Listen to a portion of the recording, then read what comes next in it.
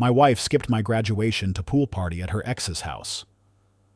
1 week later, I exposed him for tax fraud and took back everything they stole from me. Before we begin, please subscribe, and I'd love to know, where in the world are you listening from? The auditorium buzzed with anticipation. Families clustered together with bouquets and cameras ready. Lincoln Ridge Community College's graduation ceremony was about to begin, and the energy was electric. I stood in line with my fellow graduates, cap slightly askew, hands trembling just enough to make me grip my diploma folder tighter. 37 years old. And this felt like the most important moment of my life. 5 years of night classes, weekend study sessions, and coffee-stained textbooks scattered across my kitchen table. 5 years of sacrificing family dinners and falling asleep with my face pressed against finance theory notes. My eyes drifted to the center-left section, third row. 3 empty seats with small white cards reading Merrill Family.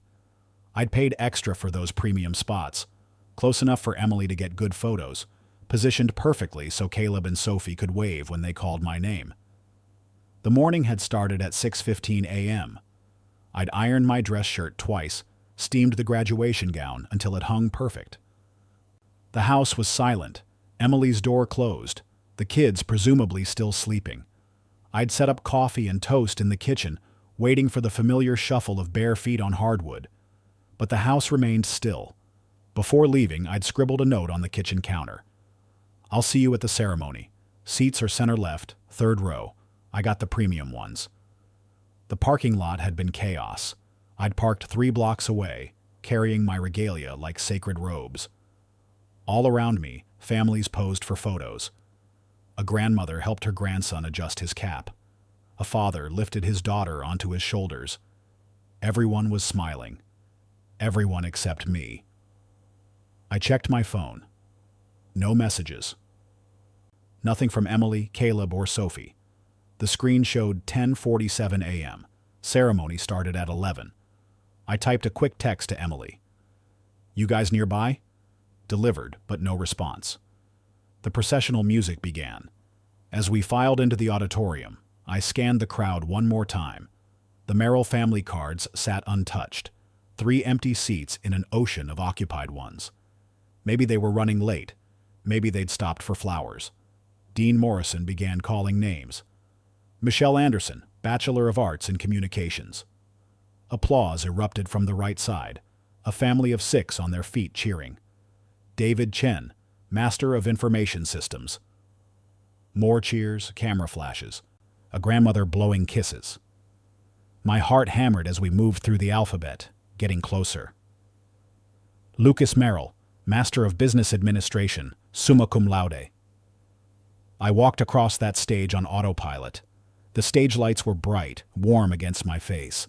The dean shook my hand and handed me the diploma folder.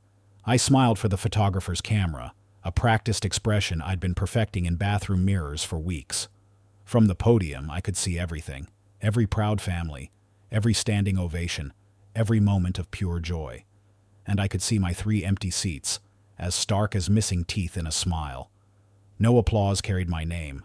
No familiar voices shouted congratulations. The polite clapping from strangers felt hollow, obligatory. I walked off that stage alone. After the ceremony, families clustered on the lawn outside Morrison Hall. I stood by a concrete bench, still in my cap and gown, watching other people's joy with a smile that was becoming harder to maintain. A woman noticed me standing alone. "Excuse me, would you like me to take your photo?" she asked kindly. "That would be great, thank you." She snapped a few shots, me smiling, me holding up my diploma folder. "Congratulations," she said. "You should be very proud." "Thank you, I am." The lie came easily. I waited at our designated meeting spot for 20 minutes, checking my phone every 30 seconds. Finally, I uploaded one of the photos to Facebook with a simple caption, "We did it." No family tagged because no family was there. At 11:52 a.m., my phone buzzed. Emily's name flashed on the screen and my heart leaped. Finally. An explanation. But it wasn't a call. It was a text message. "Lucas, we need to talk. It's urgent. Please call me." Something cold settled in my stomach. The tone was wrong, too formal, too distant. I scrolled up through our message history, and my blood went cold. 95 missed calls. All from Emily. All while I'd been sitting in that ceremony, waiting for her to show up. I tried calling back. Straight to voicemail. For one terrifying moment, I thought about the kids. Car accident. Hospital. Something terrible had happened while I was walking across a stage for a piece of paper. Then another message appeared. We're at Pinewood West Hospital. Caleb's hurt. It's serious. I sat in my car for a full minute, graduation gown spread across the passenger seat. My finger trembled over the call button, but before I could dial, one more message came through. It happened at Derek's party. Derek, Emily's ex-boyfriend from college, the one who'd been texting her for months about his new house, his new business. The one she'd mentioned casually, too casually. Like he was just an old friend instead of the guy who'd proposed to her before she'd met me. The ceremony I'd worked 5 years to reach had been abandoned for a party thrown by the man who'd wanted to marry my wife, and now my son was in the hospital. I started the engine and drove toward Pinewood West, my graduation cap sliding onto the floor as I turned out of the parking lot. In my rearview mirror, Lincoln Ridge Community College grew smaller until it disappeared completely, just like the dream I'd carried for 5 long years. 5 years of sacrifice, 5 years of believing that if I just worked hard enough, everything would fall into place. I'd proven something, all right. I'd proven that while I was busy building a future, someone else was busy stealing my present. The drive to Pinewood West felt like swimming through molasses. Every red light stretched into eternity. Every slow driver became a personal enemy. I kept thinking about that last message. It happened at Derek's party. The words burned in my mind like acid. 5 years. 5 years that led to this moment, and suddenly I could see every single day that had brought me here. The alarm clock at 5:30 a.m. 7 days a week. The coffee brewing in the dark kitchen while my family slept. The lunchboxes I packed for kids who barely said goodbye. The rush hour freeway that became my second home. I thought I was building something. Turns out I was just disappearing. It started innocently enough. I was 32, working as a financial analyst at Shoreline Capital Group, managing retirement accounts and tracking market trends. Good job, decent pay, but I could see the ceiling coming fast. The guys getting promoted had MBAs. The guys making real money had letters after their names. Emily supported it at first. You should totally go back to school, she'd said when I showed her the Lincoln Ridge brochure. Better yourself, honey. We'll make it work. Making it work meant evening classes 3 nights a week and Saturday morning seminars. It meant changing clothes in my car outside the college, eating fast food while reviewing lecture notes, strategic management, finance modeling, leadership theory, subjects that sounded impressive but felt like drowning in alphabet soup when you're running on 4 hours of sleep. The first year, Emily would ask how classes went. Learn anything exciting? She'd say, genuinely curious. By year 2, the questions stopped. By year 3, she'd stopped waiting up. The kids noticed too. Caleb was 7 when I started, still young enough to want dad at every soccer practice. Why can't you come watch me play? He'd ask, and I'd promise to make the next game. But there was always another assignment, another group project, another exam that could make or break my GPA. Sophie was harder to read. At 5, she just accepted that Daddy was always studying. She'd bring me her coloring books and sit quietly at the kitchen table while I worked, her little fingers moving crayons across paper while I highlighted textbooks. Those were the good moments, the quiet companionship that made me think I was doing this for the right reasons. But the good moments got rarer. Emily started mentioning Derek around year 3, just casual references at first. Derek's company just opened a new branch downtown. Or, he sent Caleb a birthday card. Isn't that sweet? I noticed she saved his texts under DW instead of his full name, like she was hiding something in plain sight. The fight started small. I'd miss family dinner because of a group study session. She'd roll her eyes and heat up my plate in the microwave. I'd fall asleep during movie night. textbook still open on my chest. She'd wake me up with a sharp poke to the ribs and tell me to go to bed properly. "You're never here anymore," she said one Thursday night after I'd missed Sophie's school play rehearsal. "I'm building our future," I'd replied, exhaustion making me snippy. "This degree is going to change everything." "For who?" she asked. "Because it feels like you're changing everything for everyone except us." I told myself she'd understand once I graduated, once I got the promotion, once the money started flowing, once I could provide the life she deserved. But somewhere around year 4, I realized Emily had stopped talking about our future and started talking about your degree. The scholarship halfway through the program should have been cause for celebration. 30% tuition reduction based on academic performance. I rushed home to tell Emily, proud as a peacock, diploma still months away, but validation finally in hand. "That's nice, honey," she said without looking up from her phone. She was texting someone, fingers moving fast across the screen. When I glanced over, she turned it away. "I'm just coordinating with the other moms about the school fundraiser." But I saw the name at the top of the screen before she turned it. Derek Weston. By year 5, our house felt like a boarding facility. We shared the same address but lived separate lives. Emily had her design circle, a group of women who met twice a week to discuss home renovation projects and drink wine. Sophie had gymnastics and piano lessons that Emily handled solo. Caleb had baseball and Boy Scouts that I promised to attend but rarely did. I lived in my car driving between work and school, between my old life and the new one I was building brick by brick. Coffee cups accumulated in the cup holders. Fast food wrappers filled the back seat. My suits wrinkled from quick changes in parking lots. The vision that kept me going was always the same. Graduation day. Emily in the front row, tears in her eyes, finally understanding what I'd been working toward. Caleb and Sophie cheering when they called my name. Dinner at Il Vento afterward. Champagne and celebration, and "You did it, Dad. You actually did it." I bought the suit 2 months early, charcoal gray, tailored to fit perfectly. I ordered graduation invitations 6 weeks before the ceremony, sent only 3. 1 to Emily, 1 to Caleb, 1 to Sophie. No extended family, no friends from work, just the people who mattered most. The week before graduation, the cracks became chasms. "Dad, do we really have to go to your ceremony?" Caleb asked over breakfast. He was 10 now, more interested in video games than academic achievements. "Can we go to Derek's party after?" Sophie chimed in.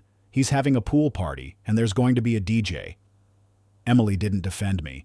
She just buttered her toast and said, "We'll figure it out." That night, I lay awake listening to them laugh downstairs watching TV. Some family comedy that I would have enjoyed if I'd been invited. Instead, I stared at my diploma frame, still in its cardboard box, wondering if anyone would ever see it hanging on a wall. The final insult came 3 days before graduation. Emily mentioned casually that Derek's housewarming party was the same day as my ceremony. "What a coincidence," I said, voice carefully neutral. "He's been planning it for months," she replied, not meeting my eyes. "The kids are really excited about it." "And you?" I asked. She shrugged. "It'll be fun. When was the last time we had fun as a family?" The question hung in the air like smoke. When was the last time? I couldn't remember. Every family moment for 5 years had been filtered through my absence, my exhaustion, my single-minded focus on letters after my name. Now, driving through traffic toward the hospital where my son lay hurt, I finally understood the price of my ambition. I'd traded my family for a degree, my present for a future that might never come. And while I was busy becoming someone worthy of their respect, they'd found someone else to give it to. The GPS announced I was 2 minutes from Pinewood West Hospital, 2 minutes from whatever was left of my family, whatever pieces I could still salvage from the wreckage of 5 years' worth of good intentions and terrible choices. I pulled into the emergency room parking lot, graduation gowns still draped across the passenger seat like a ghost of dreams deferred. Through the automatic doors, I could see the harsh fluorescent lights of crisis, the sterile waiting rooms where families held each other and prayed for second chances. I was about to find out if I had any chances left. The automatic doors of Pinewood West emergency room slid open with a mechanical wheeze, and I was hit by the familiar cocktail of antiseptic and human anxiety. Fluorescent lights buzzed overhead like dying insects, casting everything in a sickly yellow glow that made even healthy people look half dead. I rushed to the reception desk, still wearing my graduation cap because I'd forgotten to take it off. The nurse looked up at me with tired eyes that had seen too much tragedy for one shift. "Caleb Merrill," I said, trying to keep my voice steady. "Pool accident. I'm his father." She typed something into her computer, fingers clicking across keys with practiced efficiency. "Room 2C. Only immediate family allowed." "I am immediate family," I said, probably louder than necessary. "I'm his dad." The hallway stretched ahead of me like a tunnel, all beige walls and scuffed linoleum.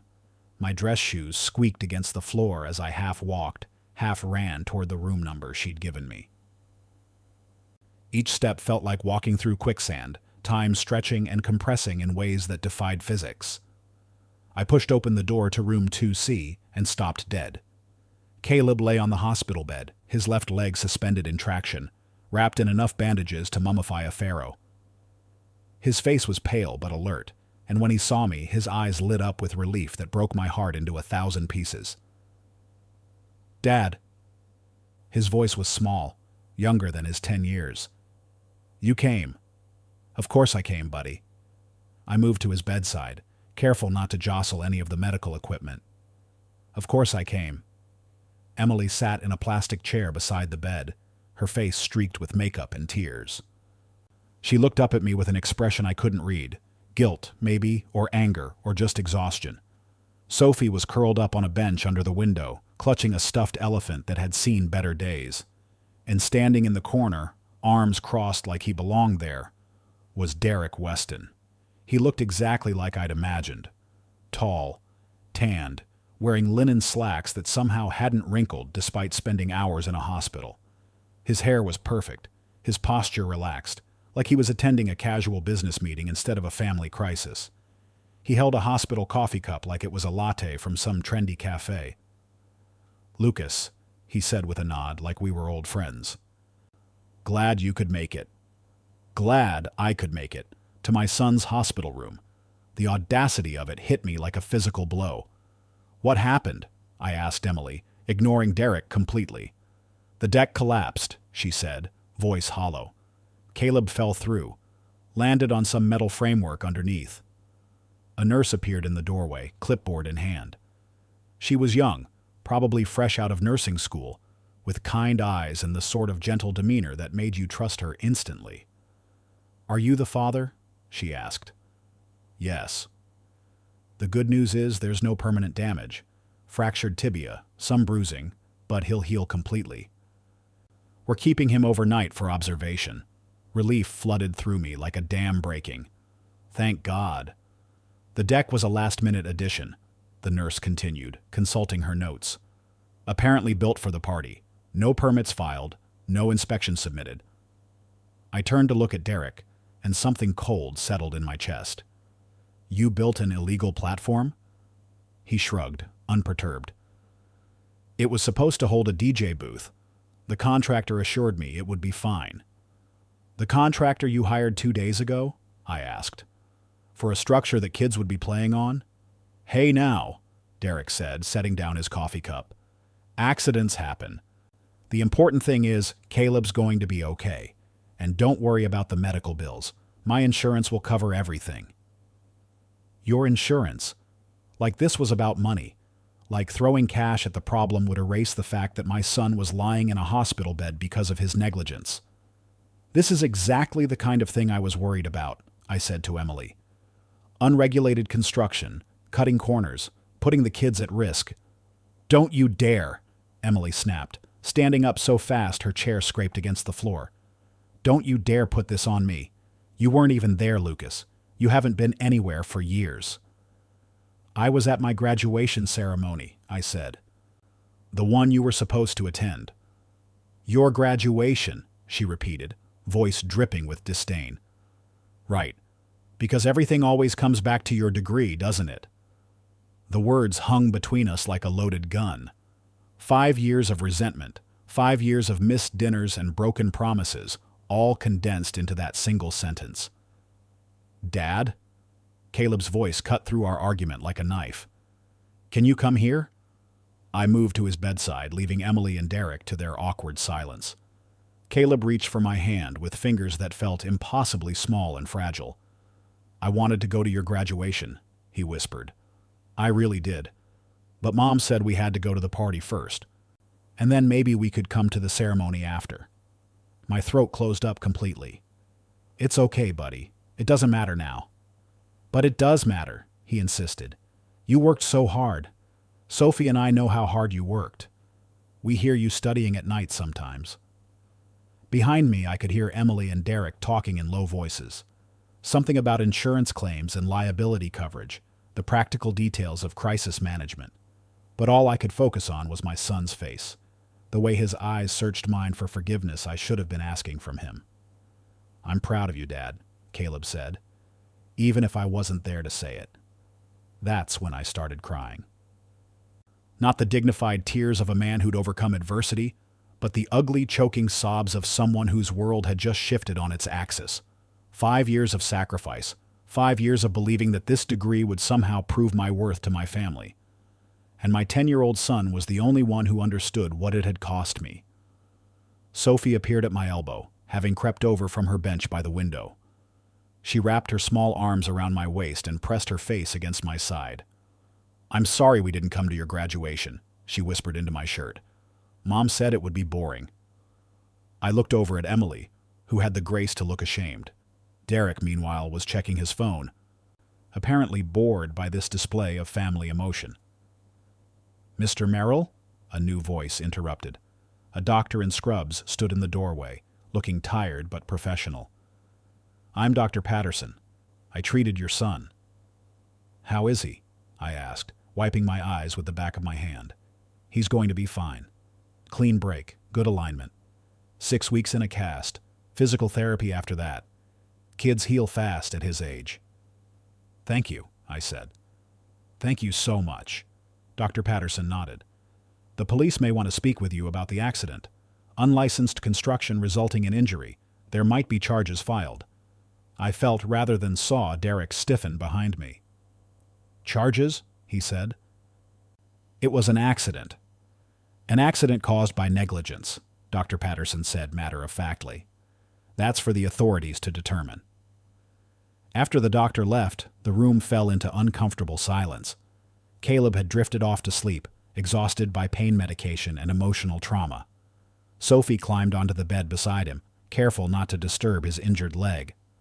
I should go, Derek said finally. Let you all have some family time. He moved toward the door, then paused and turned back to Emily. Call me later, okay? We'll figure out the next steps. We'll figure out the next steps, like he was part of the decision-making process, like he had any say in what happened to my family. After he left, Emily and I stared at each other across the hospital room. The silence stretched between us, filled with 5 years' worth of unspoken resentments and broken promises. I need some air, she said finally. Can you stay with them? Of course, I said. I'm not going anywhere. She paused at the door, hand on the handle. Lucas? Yeah? Congratulations on your graduation. I know it doesn't feel like it now, but I am proud of you. I just wish... She didn't finish the sentence. She didn't need to. I wished a lot of things too. After she left, I settled into the plastic chair beside Caleb's bed and watched my children sleep. Sophie curled against her brother like a kitten, one small hand resting on his cast. They looked so peaceful, so innocent, despite everything that had happened. My graduation gown was still in the car, probably wrinkled beyond repair by now. My diploma would come in the mail in 6 to 8 weeks, just another piece of paper to file away with birth certificates and tax returns. The ceremony I'd dreamed about for 5 years was over, and the only people who mattered hadn't seen it. But they were here now. Broken and bandaged and complicated, but here. And for the first time in 5 years, that felt like enough. I spent the night in that plastic hospital chair, watching my kids sleep and listening to the steady beep of Caleb's heart monitor. Emily never came back. Around 3 a.m., a nurse brought me a thin blanket and a cup of coffee that tasted like it had been brewing since the Clinton administration. "First time?" she asked quietly. "What?" "Hospital vigil. You look like a first-timer." I nodded, not trusting my voice. She patted my shoulder with the kind of practiced kindness that comes from years of watching families fall apart in sterile rooms. Caleb woke up around 6, groggy but alert. Sophie stirred beside him, rubbing her eyes like a much younger child. "Hey, buddy," I said. "How do you feel?" "Like I got hit by a truck." He tried to smile, but I could see the pain behind it. "Dad, can I tell you something?" "Anything." "Yesterday, before the party, I heard Mom on the phone with Derek. She was upset about something." I felt my chest tighten. "What kind of upset?" "She was crying. She said I can't keep doing this, and the kids need stability." Then she saw me listening and hung up. Sophie sat up, suddenly very awake. "I heard that too. She was in the kitchen, and I was getting juice." "What else did you hear?" I asked, though part of me didn't want to know. "Something about papers," Sophie said, "and lawyers. And how Dad would understand eventually." The words hit me like ice water. Papers. Lawyers. The pieces started falling into place with sickening clarity. Emily hadn't missed my graduation because of a party. She'd missed it because she was preparing to leave me. Dr. Patterson appeared in the doorway with discharge papers and a wheelchair. "Ready to go home, Caleb?" Home. The word felt hollow now, like something that might not exist much longer. We made it to the parking lot before my phone rang. Emily's name flashed on the screen, and for a moment, I considered not answering. But the kids were watching. "Lucas?" Her voice sounded different. Harder. "We need to talk." "Can you bring the kids to the house?" "About what?" "Just, please. It's important." The drive home felt like a funeral procession. Caleb dozed in the back seat, pain medication making him sleepy. Sophie stared out the window, unusually quiet. I kept glancing at them in the rearview mirror, memorizing their faces, wondering if this was one of the last times we'd all be in the same car together. Our house looked the same from the outside, white colonial with black shutters, the lawn I'd mowed every Saturday for 8 years. But something felt different as we pulled into the driveway. Emily's car was there, but so was another one. A silver Mercedes with vanity plates that read, DW Real. Derek was already inside, sitting at my kitchen table like he owned the place. "What's he doing here?" I asked Emily as I helped Caleb through the front door. "He's here for support," she said, not meeting my eyes. "Support for what?" She handed me a manila envelope, thick with papers. "I filed for divorce yesterday morning, before your graduation." The words bounced around in my head like pinballs, not quite connecting. "You what?" "I'm sorry, Lucas, I know the timing is awful, but I couldn't wait anymore. I couldn't keep pretending." I opened the envelope with numb fingers. Legal documents, custody arrangements, asset division, all dated 3 days ago. While I was pressing my graduation gown and practicing my victory speech, she was meeting with lawyers and dividing up our life. "Daddy?" Sophie's voice was small, scared. "What's happening?" Derek cleared his throat. "Maybe the kids should go play upstairs while we talk." "Don't," I said, my voice sharper than I'd intended. "Don't tell my children what to do in my house." "Lucas, please," Emily said. "Don't make this harder than it has to be." "Harder?" I laughed, but there was no humor in it. "You filed for divorce the morning of my graduation. Your boyfriend nearly killed our son with his illegal deck. And I'm making this harder?" "That's not fair," Derek said. "The accident was—" "Shut up." I turned to face him fully. "Just shut up. You don't get to speak about my family." Caleb hobbled over on his crutches and leaned against me. "Dad, I don't understand what's happening."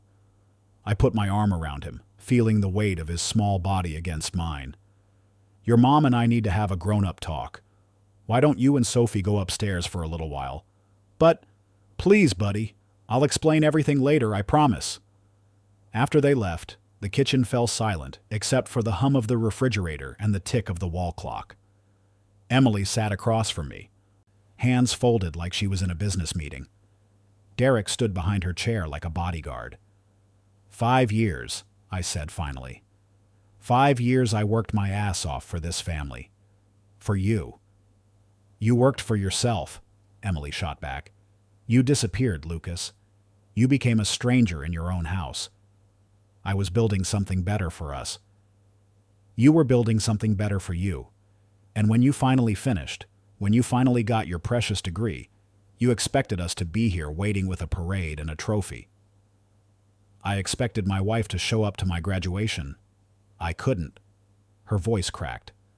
I couldn't sit there and pretend that everything was fine, that we were still a family worth celebrating. So instead, you took my children to a party thrown by your ex-boyfriend. Derek and I reconnected at the beginning of the year, she said. It started innocent, just coffee, talking about old times, but he reminded me what it felt like to be seen, to be appreciated. I appreciated you. When? Between study sessions? During the 15 minutes before you fell asleep with a textbook on your chest? I wanted to argue, but the words stuck in my throat. Because she wasn't wrong. I had disappeared. I had chosen my degree over my family, night after night, year after year. I'd told myself it was temporary, that the sacrifice would be worth it in the end. I know I made mistakes, I said, but we could have worked on it. We could have gone to counseling, talked it through. I tried to talk to you, Emily said. For 3 years I tried, but you were always too tired, too stressed, too focused on your next assignment. So you gave up. I fell in love with someone who was actually present in his own life. The words hit like a physical blow. I looked at Derek, standing there in his perfect linen pants, and saw everything I wasn't. Available, spontaneous, rich enough to build illegal decks and throw parties that mattered more than graduations. What happens now? I asked. Emily slid another paper across the table. Joint custody. You get them every other weekend, alternating holidays. The house goes up for sale, we split the proceeds. And then what? You move in with him? She nodded, not quite able to look at me. The kids like his place. There's a pool and... The pool that nearly broke our son's leg. That was an accident. That was negligence. And you're going to move my children into that house? The deck's been fixed, Derek said. Properly permitted this time. I stared at him, this man who'd swooped in and stolen my family while I was busy trying to deserve them. Get out. Lucas, Emily started. Get out of my house. Both of you. We're not finished. Yes, we are. I stood up, legs unsteady. I'll review the papers with my lawyer, but right now I want you both gone. Emily gathered her purse and keys. At the door, she turned back. I'm sorry it ended this way. I really am. After they left, I sat alone in my kitchen, surrounded by the debris of my marriage. Upstairs, I could hear the kids talking in low voices, probably trying to piece together what had just happened. I walked to the refrigerator and saw my graduation announcement, still held up by a magnet shaped like a dinosaur that Sophie had given me for Father's Day 2 years ago. Lucas Merrill, Master of Business Administration. The letters looked smaller now, less important. 5 years of sacrifice, and this was my reward. An empty house, a broken family, and a degree that couldn't fill the hole where my life used to be.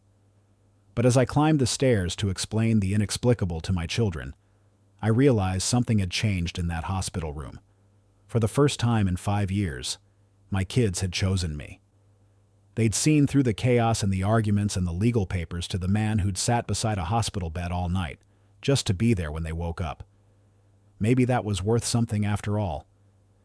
The next few weeks passed in a blur of lawyers and loneliness. I rented a studio apartment 20 minutes from the house, close enough for custody visits, far enough that I wouldn't accidentally drive past my old life on autopilot. The place was furnished like a hotel room, all beige and brown with paper-thin walls that let me hear my neighbor's television through the night. Caleb's cast came off on a Tuesday. Emily texted me the update with the same tone she'd use for a grocery list. Caleb cleared for normal activity. Physical therapy twice a week. I hadn't seen the kids in 4 days. Every other weekend felt like scraps from a table I used to own. Work became my sanctuary. I threw myself into client portfolios with the same obsession I'd once reserved for textbooks. My MBA finally meant something. I landed 3 new accounts in 2 weeks, including a tech startup that needed serious financial restructuring. The irony wasn't lost on me. My degree was paying off just as my family fell apart. But late at night, alone in my studio with takeout containers and spreadsheets, I felt the rage building. Not the hot anger that burns out fast, but the cold kind that hardens into something useful. I started making lists. The first list was titled Everything They Took. It included the obvious things: custody time, half the house value, my retirement savings. But the deeper items cut worse. Bedtime stories, Saturday morning pancakes, being the first person Caleb called when he scored a goal. The second list was what they gave me. It was shorter, much shorter, but it included something valuable: clarity. For 5 years I'd been apologizing for my ambition, shrinking myself to fit their comfort zone. Now I didn't have to. The third list was the dangerous one: everything I know about Derek Weston. I started small. Social media told me about his real estate ventures, his charity golf tournaments, his habit of posting photos of expensive dinners. But my MBA had taught me something useful: how to read financial documents, how to spot inconsistencies, how to follow money trails. Public records showed his construction company had been cited for permit violations 3 times in 2 years. His luxury condo development downtown was behind schedule and over budget. The charity he ran for underprivileged kids spent 67% of donations on administrative costs. I called in a favor from Jake Morrison, a classmate who worked in city planning. Over beers, he told me about the complaints against Derek's company: shoddy work, unlicensed subcontractors, inspectors who were mysteriously unavailable when problems arose. "Guy's slick," Jake said. "But slick doesn't last forever. Eventually, someone's going to dig deep enough." "What would it take?" I asked. "Hypothetically," Jake grinned, "someone with time, attention to detail, and a really good reason to care." I had all 3. The breakthrough came on a Thursday night.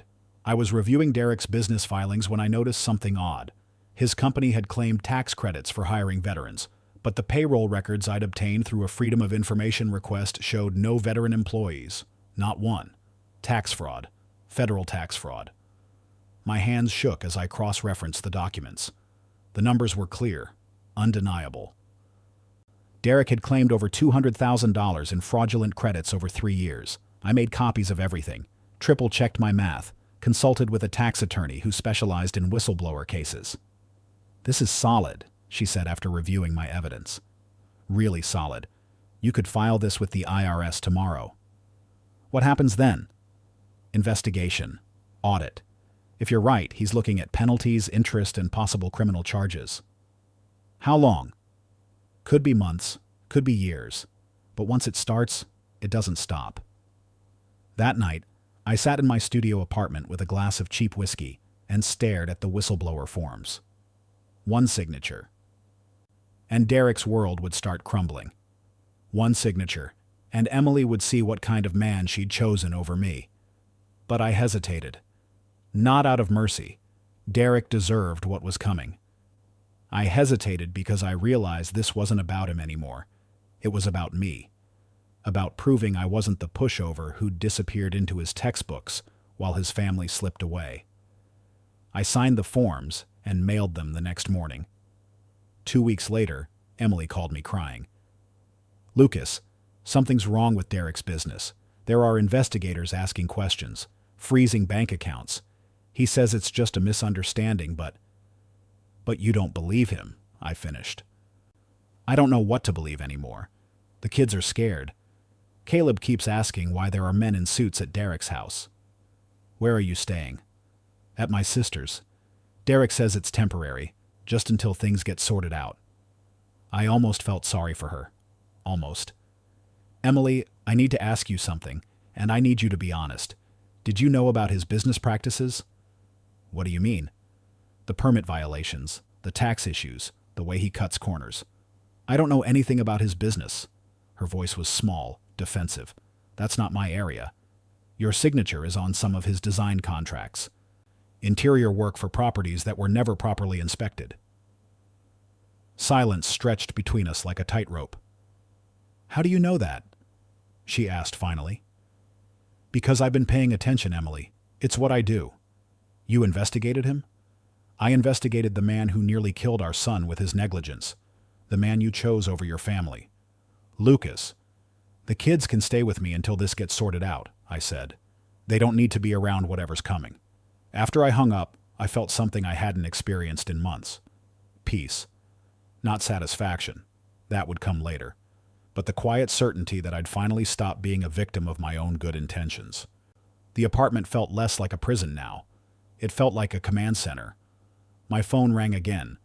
This time it was Caleb. Dad, can we come stay with you for a while? Mom's crying and Derek keeps yelling at people on the phone. Of course, buddy. I'm on my way. As I drove to pick up my children, I thought about the man I'd been 5 years ago, desperate to prove himself worthy of a family that was already slipping away. I'd built my entire identity around being the provider, the responsible one, the guy who sacrificed everything for the greater good. But responsibility without respect is just servitude. And I was done serving. The graduation ceremony felt like a lifetime ago, but the degree hanging on my studio apartment wall meant something different now.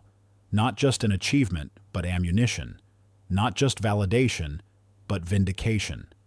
I was about to show everyone exactly what a man with nothing left to lose could accomplish. 6 months later, I stood in my new office, not a studio apartment, but actual office space with my name on the door. Lucas Merrill Financial Consulting. The sign was modest, professional, exactly what I'd envisioned during those late nights hunched over textbooks. The IRS had moved faster than expected. Derek's assets were frozen pending investigation. His construction company was under federal audit. The charity he'd run was dissolved, its board members distancing themselves like he had a contagious disease.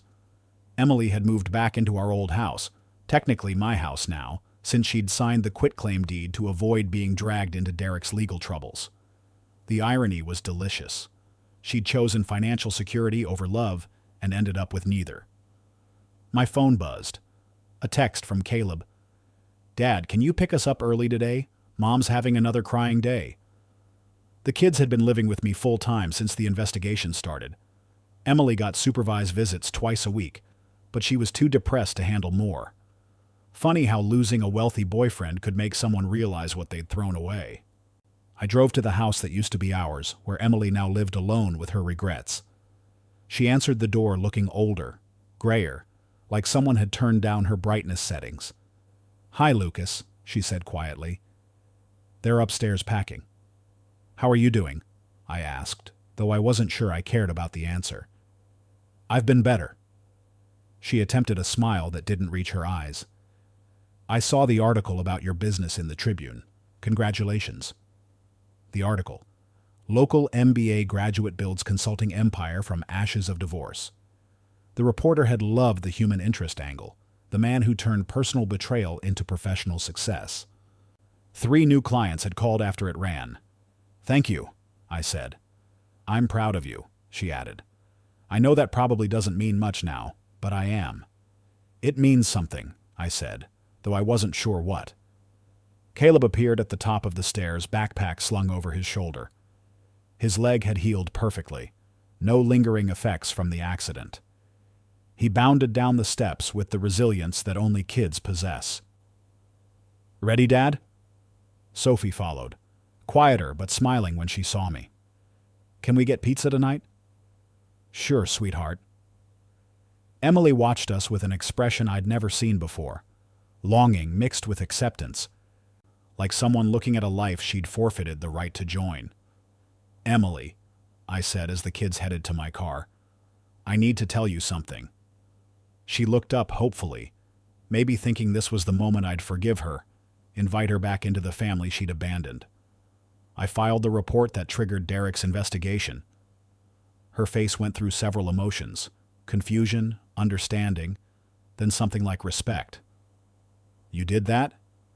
I did what you should have done when he nearly killed our son. I held him accountable. She nodded slowly. I probably deserved that.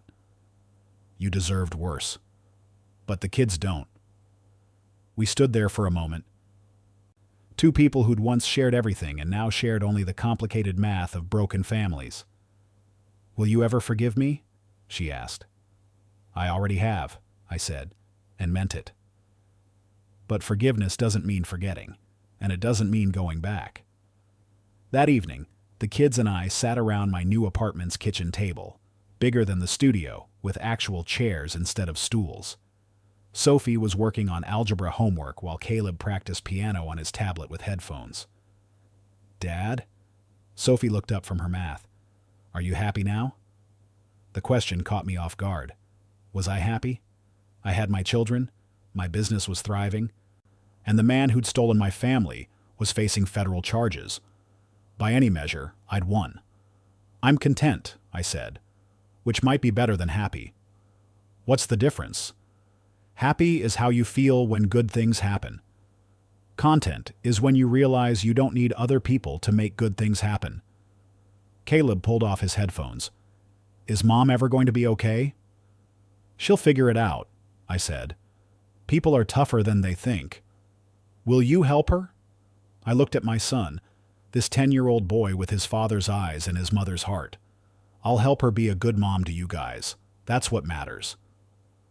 Later, after they'd gone to bed, I sat in my home office reviewing the day's work. 3 new client contracts, a speaking engagement next month about financial recovery after divorce, and an inquiry from a publishing house about turning my story into a book.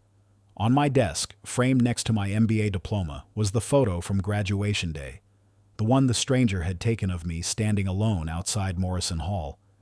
I'd had it enlarged and printed, not as a reminder of abandonment, but as proof of survival.